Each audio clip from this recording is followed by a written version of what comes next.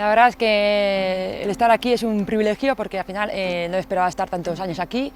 y la verdad que me siento muy afortunada porque al final todo eso me lo he ganado a base de trabajo, sacrificio y esfuerzo y yo creo que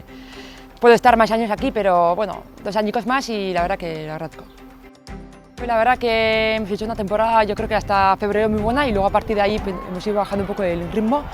porque es verdad que los equipos de abajo pues, estaban apretando más y hay más nivel y demás. Y a nivel personal pues es verdad que ha sido una temporada un poco diferente, pero yo siempre he aportado tanto los entrenos como los partidos lo máximo que he podido y lo que me interesa al final es aportar tanto dentro como fuera del campo. Y espero que el año que viene pues, intentaré aportar más.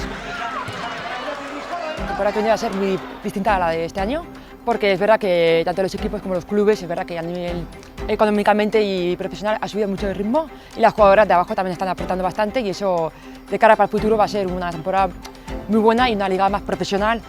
y eso nos hace pues, que cada una tenga que aportar, tanto en el verde, pues trabajar el doble. Y yo creo que va a ser distinta, pero bueno, que no va a ser ningún partido nada fácil, independientemente del puesto de la clasificación. La gente joven como la cantera aquí, pues es verdad que hay jugadoras muy buenas y aportan bastante. Y al final, pues, tanto las veteranas como gente más joven, podemos aprender más de las pequeñas como ellas de nosotras. Y al final eso, todas aportamos, o sea, depende de la edad y eso no tiene nada que ver y al final aportamos todas dentro del campo.